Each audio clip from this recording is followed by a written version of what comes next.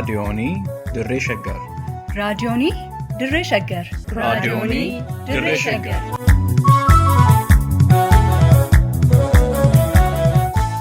Raadiyoonii Dirree Shaggar. Raadiyooniin Dirree Shaggar torbaan guutuu guyyoodhaan galgalatti sa'aatii tokkorraa eegalee hamma sa'aatii tokkoof walakkaatti dambalii gabaabaa meetir baandii 19 kiiloo heerzii 15,415 irratti qophii dabarsuu hamma jalqaba. Raadiyoonii Dirree Shaggar.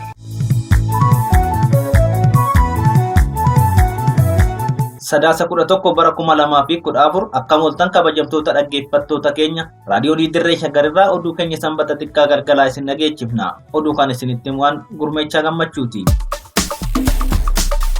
Godina Shawaa Lixaa aanaa Tokkee Kuttaayetti milishoota gandaa gara adda waraanaatti erguuf magaalaa Gudaritti walitti qabaa jiraachuun dhagahame.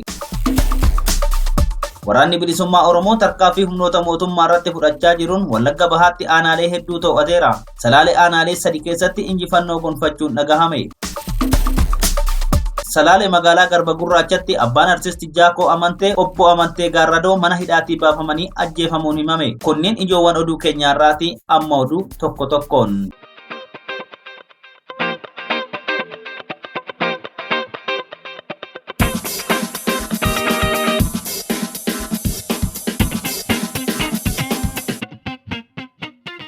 Godina Shawaa Lixaa aanaa Tokkee Kuttaayetti milishoota gandoota aanichaa hundarraa magaalaa Gudaritti walitti qabuun gara adda waraanaatti erguuf akka jiran maddeen raadiyoonii Dirree Shaggar aanicharraa dubbise himan.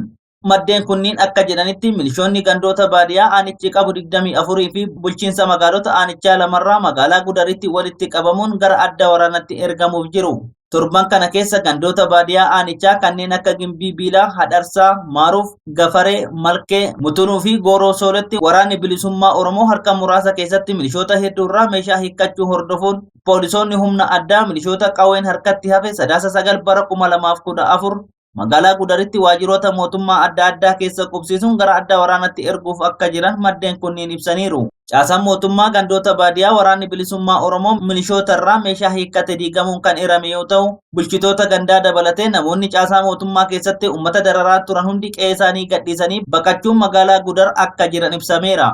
Akkaataa qajeelfama bilxiginnaatti godinni kamiyyuu milishoota gara adda waraanatti ergaman 10,000 aanaaleen immoo milishoota 600 mata yaadhaan akka qopheessaniif ajajni mootummaa federaalaa irraa naannoleef kennamuun sadarkaa godinaa aanaa fi gandaatti hojiitti hiikuuf akka jiran gabaasuun keenya kan yaadatamudha. Wabii Waaqotu gabaase. Waraanni bilisummaa Oromoo lola waraana mootummaa bilxiginnaa waliin godina Wallagga Bahaa aanaalee hedduu keessatti taasisaa jiruun olaantummaa argatee bakkoota garaagaraa to'atee akka jiru miseensi waraana bilisummaa Oromoo tokko raadiyoonii Dirree Shaggaritti himeera. Odeensi miseensi waraana bilisummaa Oromoo kun Sadaasa 11 bara 2014 raadiyoonii Dirree Shaggariif kenne akka eerutti Wallagga Bahaatti aanaaleen akka Leeqaa Dullachaa, Billoo Boshee, Waayyuu Tuqaa fi Sibuu Siree guutummaatti waraana bilisummaa Oromootiin to'atamaniiru. Dabalataanis godina Wallagga Lixaatti aanaalee Yuubdoo fi godina Qeellan Wallaggaatti magaalaa Gidaamii dabalatee aanaan Gidaamii guutummaatti waraana bilisummaa Oromootiin to'atamanii akka jiran himameera. Lola guyyoota dheeraadhaaf walitti fufee adeemsifamaa jiruun loltoonni mootummaa hedduun ajjeefamuu fi madoo ta'uu maddiitti hidhannoo guutuu waliin kanneen waraana bilisummaa Oromoon booji'aman hedduu akka ta'an ibsameera. Sababa mootummichi tajaajila intarneetii addaan kuteen odeeffannoo miidiyaaleef kennuuf akka rakkatan himameera. Gama biraatiin injifatamuutti kan aare gareen humnoota bilxiginnaa uummata nagaa ajjeesuu fi qabeenya isaanii barbadeessuu irratti fuullefatee jiraachuu dubbata. Yeroo waraanni bilisummaa Oromoo bakka qubsumaa gadhiisisuu jalqabu manneen jiraattota gubaa fi namoota karaa irratti argatan hunda ajjeesaa baqataa akka jiranis eereera. Godina Shawaa Lixaa aanota Gindabarat lamaanii fi godina Shawaa Kaabaa aanaalee akka Kuyyuu fi Hidhaboo Abootee keessatti illee lolli guddaa waraana mootummaa bilxiginnaa fi waraana bilisummaa Oromoo gidduutti akka adeemaa jiru odeeffanneerra. Haaluma kanaan Salaalee aanaalee 3 aanaa Kuyyuu, Hidhaboo Abootee fi Dagam keessatti lola cimaa waraana bilisummaa Oromoo fi waraana bilxiginnaa gidduu torban darberraa eegalee adeemsifamaa jiruun lubbuun namootaa galaafatamuu maddeen raadiyoonii Dirree Shaggaritti himaniiru. Lola cimaa kamisa galgala magaalaa Garba Gurraachatti waraana bilisummaa Oromoo fi waraana bilxiginnaa gidduutti godhameen namoonni 10 ol ta'an ajjeefamuu maddi kun hime. Sababuma kanaan magaalattii keessatti guyyaa kaleessaa sochiin hawaasaa adda addaa danqamee kan oolee fi sodaan nageenyaa guddaan uumamuu dubbateera. Haaluma wal fakkaatuun lola kamisa waaree booda aanaa Hidhaboo Abootee ganda Amuumaa Machaa irratti godhameen milishoota dirqamaa waraanicha irratti akka hirmaatan taasifaman keessaa gabaanni kun hanga qindeeffamutti lubbuun namoota 10 darbuun maddi raadiyoonii Dirree Shaggar magaalaa Ejeree irraa himeera. Kana malees aanaa dagam leemmanitti lola gaggeeffameen immoo lubbuun namoota 20tti lakkaa'amanii kan galaafatame yoo ta'u, lola cimaa guutummaa godinichaa keessatti gaggeeffamaa jiruun waraanni bilisummaa Oromoo injifannoo gonfachaa jiraachuun himameera. Wabii Waaqoo fi Liiban Jaarsotu gabaase. Mootummaan Bilxiginnaa labsii yeroo muddamaa da'oo godhachuun barsiisota adamsee hidhuu irratti xiyyeeffatee jira. Mootummaan Bilxiginnaa yeroo ammaa labsii yeroo muddamaa da'oo godhachuun barsiisota Oromoo jajjaboo adamsee hidhuu itti fufee jiraachuun dhagahame. Maddi raadiyoonii Dirree Shaggar magaalaa Ambootti argamu akka himetti barsiisaa Naa'ol Baa'isaa Yuunivarsiitii Rift Vaalii damee Ambootti barsiisummaadhaan hojjechaa turan torban kana keessa badii tokko malee humnoota tikaa mootummaa Bilxiginnaatiin butamuun mana hidhaatti darbatamaniiru. Niitorkiin basaastota sirna mootummaa Bilxiginnaa caasaa bulchiinsa yuunivarsiitichaa keessatti ijaaramuu kan himan maddeen kunneen shira mooricha keessatti xaxamaa jiruun dhaabbaticha kuffisuuf barsiisota jajjaboo sabboonummaa qaban hojiirraa ari'aa akka jiran ibsaniiru. Bulchiinsi moorichaa ergama shiraa mootummaarraa fudhachuun dhaabbaticha kuffisuuf dhama'aa jira. Barsiisonni fi hojjettoonni yuunivarsiitichaa sababa shiricha mormaniif qofa ABO shanee waliin hojjettu jechuun hojiirraa ari'aa fi hiisisaa akka jiran himameera. Godina Wallagga Lixaa aanota garaagaraa keessatti barsiisota manneen barnootaa sadarkaa tokkoffaa fi lammaffaa keessa barsiisan ABO shanee deeggaruun barattoota mootummaa irratti kakaasaa jirtu jechuun sababa oromummaa isaanii qofaaf mootummaan Bilxiginnaa walitti qabee jumlaan hidhaa jiraachuu maddeen raadiyoonii Dirree Shaggar gamasii ibsaniiru. Akkasumas yuunivarsiitii Finfinneetti piroofeesaroota 2 barnoota seeraa fi qo'annoo barsiisan gargaaraa piroofeesaraa Asaffaa Fissahaa fi Maharii Rada'ii humnoota tikaa mootummaatiin to'atamanii akka hidhaman gabaasota ba'aa jiran irraa beekuun danda'ameera. Maatiin qondaala adda bilisummaa Oromoo Daawit Abdataas abbaasaa obbo Abdataa Hundeessaa dabalatee walumaa galatti miseensonni maatii tokko namoonni 5 sadaasa 10 bara 2014 ganama humnoota mootummaatiin manni jireenyaa isaanii erga sakattaamee booda godina Shawaa Bahaa magaalaa Maqii keessaa ukkaanfamuun akka hidhaman maddeen raadiyoonii Dirree Shaggar bakka itti argaman himaniiru. Walwaraansi mootummaa Bilxiginnaa fi qaamoleen qabsoo hidhannoo gaggeessaa jiran jidduutti jabaatee gara giddu galeessa magaalaa biyyattii teessoo mootummaa federaalaa fi gamtaa Afrikaa taatetti dhiyaachaa yeroo jirutti mootummaan Bilxiginnaa muddama hamaa keessa seenuun hidhaa fi ajjechaa jumlaa eenyummaa bu'uureeffate dhalattoota Tigraay fi Oromoo irratti raawwachuu irratti argama. Kan gabaase Wabii Waaqooti. Salaale magaalaa Garba Gurraachatti abbaan artistii Jaakoo Amantee maqaa Masoo Kabbitoo jedhamuun beekamu obbo Amantee Gaarradoo sababa mucaan isaanii bosona jiruuf qabamee mana hidhaa magaalaa Garba Gurraachatti hidhamanii kan turan yoo ta'u, kamisa galgala mana hidhaatii baafamanii ajjeefamuun achuma magaalaa Garba Gurraachatti reeffi isaanii daandii irratti gatamee argamuu jiraattonni raadiyoonii Dirree Shaggaritti himaniiru. Obbo Amantee Gaarradoo manguddoo hawaasa naannichaa biratti fudhatamaa fi jaalatamummaa guddaa qaban turan kan jettu jiraattuun magaalaa Garba Gurraachaa nageenyaaf maqaan ishee akka dhaamu hin barbaanne takka sababa mucaan isaanii bosona jiruuf akka ajjeefaman himteerti. Kana malees miseensota waraana bilisummaa Oromoo lolarratti rasaasan miidhamanii fi dhukkubsataniif dhoksaan qoricha deddeebisaa jirta jedhamuun hidhamanii akka turan himte. Kamisa waarii mana hidhaa magaalaa Garba Gurraachaa keessaa baafamuun eega ajjeefamanii booda reeffi isaanii daandii irratti gatamee argamuu mirkaneessitee jirti. Roobii darbe hidhamtoonni eenyummaa isaanii hin beekamne 2 haaluma wal fakkaatuun mana hidhaa magaalaa Garba Gurraachatii baafamanii ajjeefamuun eega gatamanii booda reeffi isaanii adda baafamuuf akka wallaalchisee fi kunis bataskaana madaalamiitti poolisiin awwaalamuu kan himu maddi raadiyoonii Dirree Shaggar Bilxiginnaan aangoo isaa tikfachuuf lubbuu ilmaan Oromoo ajjeesee waraabessa nyaachisaa jiraachuu isaatiin uummanni Oromoo waraana bilisummaa Oromoo waliin hiriiree sirnicha hundeedhaan ofirraa buqqisuu akka qabu hubachiifteerti. Dhaabbanni Ameerikaa Tommy Hilfiger fi Calvin Klein haalli Itoophiyaa keessa jiru hammachaa dhufuun walqabatee oomisha paarkii indastirii hawaasaa dhaabuuf akka jiru beeksise.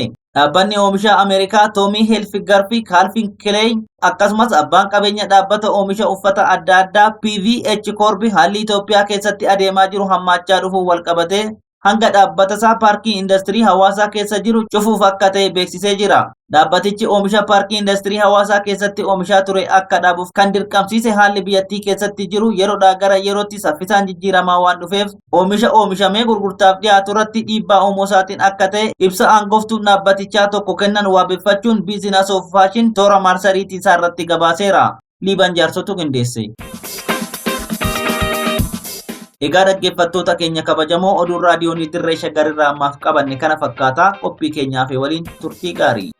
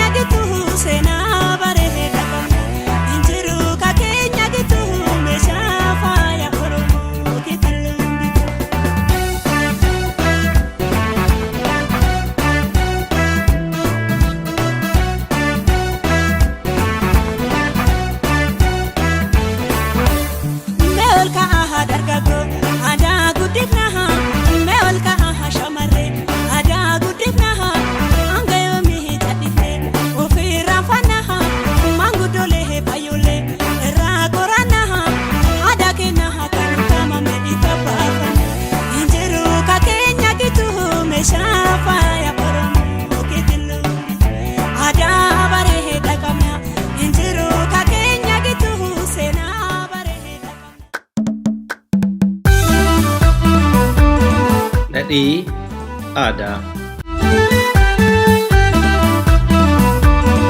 Qophii nadhii aadaa jedhu kanaan dilbii aadaa Oromoon qabu kan qoratamee himamee fi barreeffamee hin dhumne keessaa irraa qicannee cuunfaa xiqqoo isiniif dhiyeessina. Nadhii aadaa.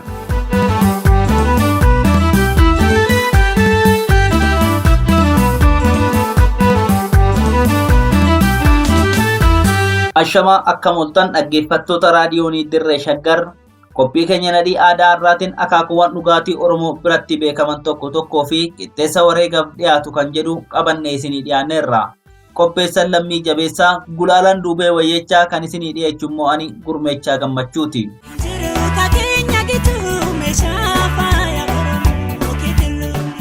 Akkuma uummattoota addunyaa kanarra jiraatanii kanneen biroo Oromoonis erga akka hawaasatti dachee kanarratti mul'atee kaasee aadaa isaa keessatti sirnoota adda addaa kanneen akka sirna dhugeeffannaa, kan bulchiinsaa, kan dalagaa adda addaa, kan hariiroo miseensota hawaasaa, kan nyaataa fi dhugaatii akkasumas sadarkaa guddinaa irra ga'eetti tumatee ittiin bulaa yoona ga'eera. Sirnoota Oromoon tolfatee ittiin jiraataa ture kana tikfachuu, galmeessuu, qorachuu fi dhaloota jalaa dhufu barsiifachuu irratti hanqinni ni mul'ata. Sirnoota maddi isaanii kan Oromoo ta'e hedduu yoo alagaan maqaa jijjiiree kan ofii taasisee dhiyeessus ni agarra. Hariiroo waliin jireenya ilmaan namaa keessatti aadaan walirraa dhaalamuun waanuma jiru ta'ee garuu Oromoon qaroomina mataa isaa kalaquutti amane malee kan ormaa kan isaa taasifachuuf yookiin ergifachuuf saba itti dhiphatu miti. Kana jechuun Oromoon saba biraarraa amala, gocha, barsiifata tokko hin fudhatu jechuu miti. Garuu ta'e jedhee dhaabbata ijaaree qabeenya namaa hatee kan kooti jedhee namaaniif falmu jechuu keenya. Oromoon hanga baroota dhiyootti amala barreeffamaa kan ittiin taatota isaa fi barteewwan galmeessanii ka'an haa dhabu malee aadaa isaa hedduu afaaniin abbaarraa ilmatti dhalootarraa dhalootatti dabarsaa tureera. Shaakala jiruuf jireenya isaa keessatti taasisaa ture kanas qorattoonni dhalootan Oromoo hin taane jechuunis antiroopooloojistoonni, qorattoonni itinoogiraafii fi kan seenaa ragaa barreeffamaatiin galmeessanii waan lafa kaa'an qabu. Oromoon hanguma baay'ina isaa bu'uurri qaroomina inni durii kaasee hanga har'aatti addunyaaf lafa kaa'ee har'ayyuu afoola isaa keessatti akka mul'atu ragaan nama amansiisan hedduutu mul'ata. Qaroominni saba keenyaa ruqoolee afoolaa kan inni qabu kan akka mammaaksaa, hibboo, durdurii, weedduu, qoosaa yookiin baacoo, geerarsa, ciigoo, jechamaa fi kan kana fakkaatan yoo qoranne agarra. Gama biraatiin ammoo qaroominni gochaan mul'atu hedduudha. Meeshaa itti gargaaramuun ijaarsa manaatiin, qophii nyaataa fi dhugaatiitiin, uffannaadhaan, ayyaaneffannaadhaan, wantoota kabaja sirnoota adda addaatiin walitti hidhatanii raawwatamaniin mul'ata. Sagantaa nadhii aadaa keenya har'aatiin ruqoolee aadaa nyaataa fi dhugaatii keessaa tokko isiniif qabannee dhiyaanneerra. Akka qalbiin hordoftan abdii qabna.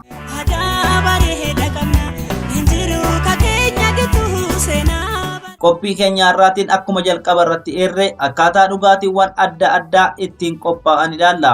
Dhugaatii bara hedduuti as naannawa Oromiyaa hedduutti beekamtii qabu keessaa tokko maqaadhaa otoo jedhamee namni hedduun kan maqaa dha'u booka yookiin daadhii waan jedhu natti fakkaata. Kaan immoo farsoo, araqee fi kan kana fakkaatan jechuun mala. Dhugaatii qixxeessaa jedhamu namni hedduun waan beekuun fakkaatu. Qophii keenya har'aa keessatti keessumaa waa'ee qixxeessaa irratti hanga tokko ni haasofna. Qixxeessa yoomii fi maaliif akkamitti akka qophaa'uu fi waan kana fakkaatan waliin irratti haasofna. Dhugaatiiwwan akka farsoo, bookaa, buqurii, qixxeessaa fi kan kana fakkaatan akkamitti akka hojjetaman mee walaa yaadachiifnu. Akkuma sila dubbanne Oromoon gochinni uummattoota ollaarraa fudhate jira. Kana keessaa tokko dhugaatii alkoolii of keessaa qabu qopheessuu fi dhuguu baruudha. Durdur Oromoon uummata aannaniin beekamu ture. Nyaataa dhugaatiin ammoo aannanii fi wantoota aannanii wal qabatanii qophaa'an irratti hirkata. Oromoon uummata yoo dheebote aannan dhugu, yoo ormis dheebote bishaan gaafate aannan ayeetuu fi itittuu buusee namaaf kennuudha. Uummata loon horsiisuun beekamu ta'uu isaatiif duwwaa otoo hin taane saba arjaa fi gara laafessa waan ta'eef bishaan gaafatame aannan namaaf kenna. Walumaa galatti Oromoo biratti dhugaatii alkoolii qabu qopheessuu fi alkoolii dhuguun baratamaa hin turre. Dhugaatiin farsoo Oromoo jedhamu garuu durumaa waan ture fakkaata. Farsoon Oromoo dhugaatii jalqabaa qabee guutummaa guututti garburraa hojjetamu. Jalqaba hanga dhumaatti biqilli isaa xinsisamee qixxaansaa, ashaaronsaa yookiin hunkuroonsaa qophaa'ee kan walitti makamu garbuu qofarraati. Farsoon kun garbuudhuma sadarkaa adda addaatiin wal makee bilchaatee erga dafee qixxaa'ee booda dhugaatiif qophaa'a. Farsoo Oromootti geeshoo fi cuunfan baala biraa ittiin makamu. Booda kana garuu oomisha akka qamadii, xaafii, boqqolloo, daagussaa, bishingaa fi kan kana fakkaatan irraas farsoon Oromoo kun akka qophaa'u beekamaadha. Haa ta'u malee farsoon garbuurraa tolfamu kan oomisha gara biraarraa naqamurraa dachaa hedduun jaalatama jedhama. Aadaa Oromoo keessatti garbuun hangafa midhaaniiti. Marqaan, daabboon, bassoon, cuuqqoon garbuurraa tolfamu hedduu jaalatamaadha. Farsoon garbuurraa tolfamus akkuma kana jaalatamaadha. Kanaaf farsoon keessi irbaata jedhanii dubbatu. Kana jechuun farsoon garbuu qulqulluurraa hojjetame akkuma biddeenitti nama quubsaa jechuudha. Bulbulli dammaa, daadhiin yookiin booknis akka dhugaatitti Oromoo biratti ni beekama. Bulbulli akka ukkaamamee bilchaatu hin eegamu. Dammumatuu bishaan qulqulluudhaan bulbulamee qarraramee otoo hin turin dhugama. Bookni garuu damma qulqulluu irraa hojjetamee akka yeroo muraasaaf ukkaamamee turu godhama. Haguma ukkaamamee turu alkoolii horata. Daadhiin yookiin bookni qe'ee warra guddaatii yeroo hunda hin dhabamu. Daadhiin kan naqamu jalqaba dammatuu gaagura kanniisaa keessaa muramee qodaa hubboo dammaa jedhamu keessatti maragama yookiin cuqqaalamee saamsama. Hubboon yookiin jaaloon yookiin barmeelii mukaa ulame yookiin qoraafamee qixxaa'a. Sana booda dammi ukkaamamee torbaniif yookiin sanaa ol ture keessaa gara mi'a olamee jirutti naqamee ammas saamsamee guyyoota 9 tura. Gaafa gagaan dammaa keessaa nyaatamee dhume hubboo sana deemanii rurrukutanii sagalee gowwaa wayii dhageessisuu isaa mirkaneessu. Gaafa sana bookni danfeera jechuudha. Sana booda suuta jedhanii bananii mi'a biraatti gargar qooduun bishaaniin areeru. Bookni areerame kun gaafa taliila'e yookiin wal calale waancatti buufamee dhugama. Hanguma bulbulaa deemu bulbulli daadhii kaarboohaayidireetii waan qabuuf bukaa'uu yookiin faarmaantii ta'ee alkoolummaan isaa cimaa deema. Kanaaf daadhii ijoolleen akka dhugdu hin eeyyamamu. Akkuma aadattuu faaruun armaan gadii Oromoon weeddisu kun daadhii namni hundi akka hin dhugne ibsa. Daadhii kan dhugu gootaa yaada booroo maalitti gootaa jedhu. Farsoon biqila baay'ee hin qabnee fi hin baane yookiin kichuun ammoo buqquree jedhama. Buqqureen unkuroos of keessaa hin qabu. Akka farsoo isa kaanii furdaa otoo hin taane qallaadha. Otoo bishaan ittiin areerin dhugama. Buqqurii jechuun gosa farsoo keessaa tokko jechuudha.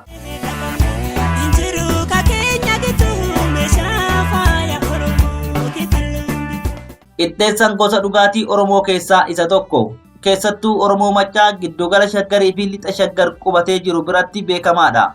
Qixxeessaan Oromoo iddoo biraa jiran biratti ammoo maqaa kanarraa adda ta'e qabaachuu mala. Gosti kun dhugaatii akka farsootti qophaa'udha. Tooftaan qixxeessaan ittiin qophaa'u farsoo Oromootiin iddoon itti wal fakkaatu jira. Waan adda isa godhus qaba. Gosti farsoo qixxeessaa jedhamu kun damma waan of keessaa qabuuf yeroo hundas hin naqamu. Nama hundaan illee hin dhugamu. Akkuma daadhii yookiin bookaa qixxeessaa sababa damma of keessaa qabuuf ijoolleen hin dhugdu. Qixxeessaa qopheessuuf hunda caalaa garbuutu barbaachisa. Garbuun daakamee qixxaan isaanii tolfama. Sana dura garuu biqillii fi geeshoon mi'a biraa keessatti walitti naqamee hanga torban tokko saamsamee akka qadaadametti ta'a. Sana booda qixxaa garbuu sana hubboo guddaa keessatti caccabsanii naquun bishaan xiqqoo fi biqila xinsisame faana walitti makanii hubboo guddaa jaaloo jedhamutti naqamee maragama. Maraggii kana guyyaa 9 booda badanii akaayii garbuu akka bassootti daakamee qophaa'e bishaan xiqqoo waliin itti dabalamee waliin maku.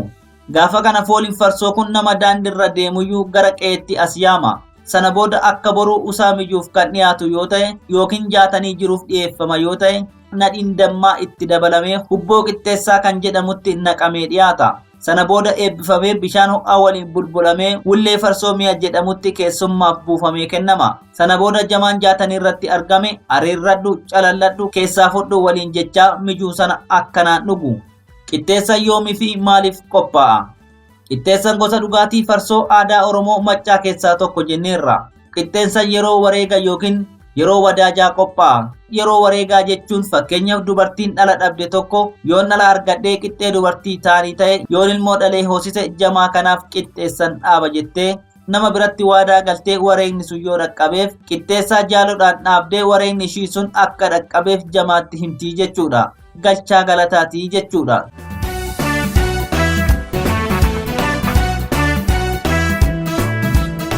Wareegni jaatanii yookiin wadaaja irratti jamaa fuulduratti godhame galchaansaas jamaadhaaf dhiyaataa jechuudha.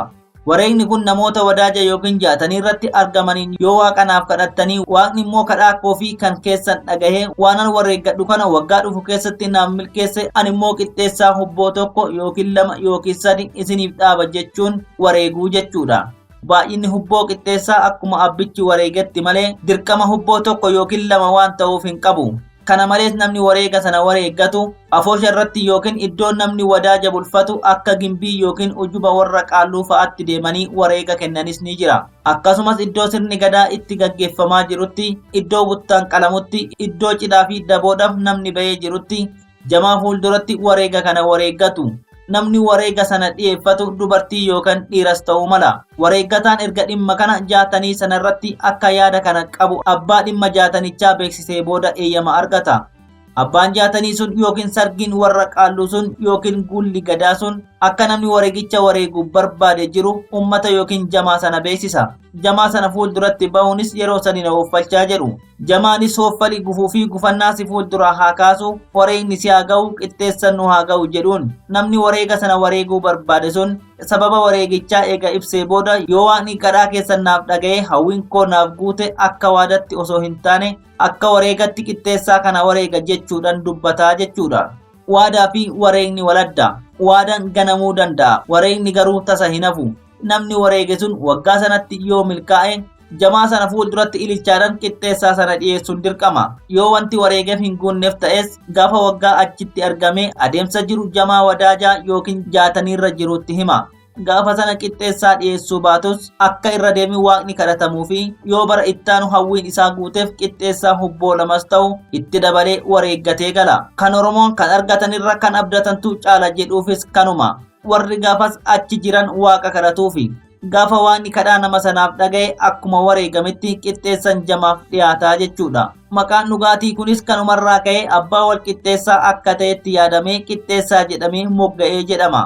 Akkasumas qixxeessan kan wareegamu yeroo horiin namaaf horuu didu, yeroo kormi mooraa namaaf buluu didu, yeroo ilmi duula deemee deebi'ee namaaf galuu didu, yeroo sanyii facaasanii oomishni namaaf barakatu yookiin baay'atuu didu, yeroo ijoolleen nama jalaa deddeebitee nama jalaa duutu, yeroo ilmoo argachuu hawwanii milkiin namaaf guutuu diduu fi kan kana fakkaatan ilaalchiseeti. Dhugaatiin kun akka wareegatti maqaa haadhaamu malee yoo milkaa'an dhangaa aadaa waliin dhiyeessuunis ni jira. Garuu kan hubachuu barbaachisu qixxeessa yeroo hunda hin qophaa'u. Akkuma daadhii ijoolleen obaasan. Sababni isaas gama tokko waan mi'aawuuf, gama biraatiin ammoo humna waan qabuuf akka hin macheessineefi. Inni biraan ammoo nama gaafa wareegni wareegamu jiru sana guyyaa dhugeeffannaa sana waamamee irratti argamuun dhangaa qixxeessaa sana dhuguu qaba malee dhugaatii keessummaa hundaaf qophaa'uu miti. Yeroo tokko tokko immoo manuma taa'anii wareeganii gara ujuba yookiin gimbii qaalluu naannoo isaanitti dhiyoo jirutti geessanii guyyaa jaatanii sana namoota achitti argamaniif kennu. Warri dhugees qixxeessas sifaa fi suganuuf haa ta'u, warra nuu dhiyeesseef ammoo ammas dabalee qixxee hawwiisaa haa dhaabu jedhee deebisee habbuuqqata.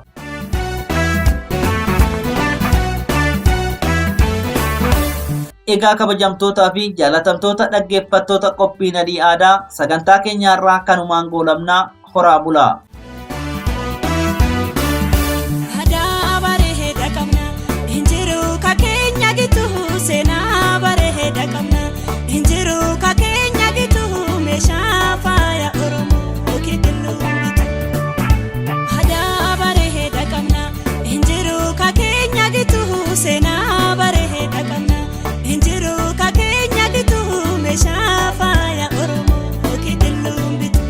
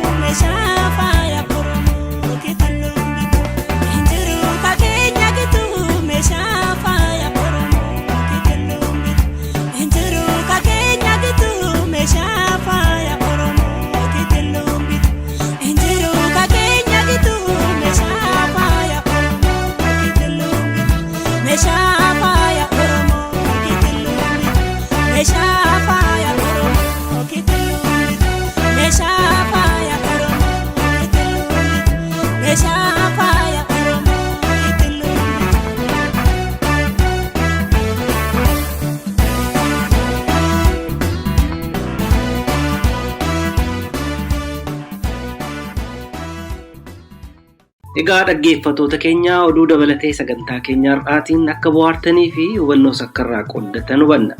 Sagantaa nadhii aadaa torbaan dhufu sa'aatii wal fakkaatu irratti isiniif dhiyeessinu irratti akka dhiyaattaniif asumaan isin affeeraa.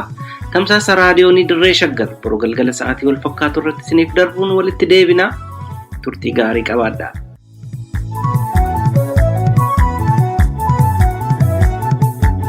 raadiyoonii Dirree Shaggar. raadiyoonii Dirree Shaggar. raadiyoonii Dirree Shaggar.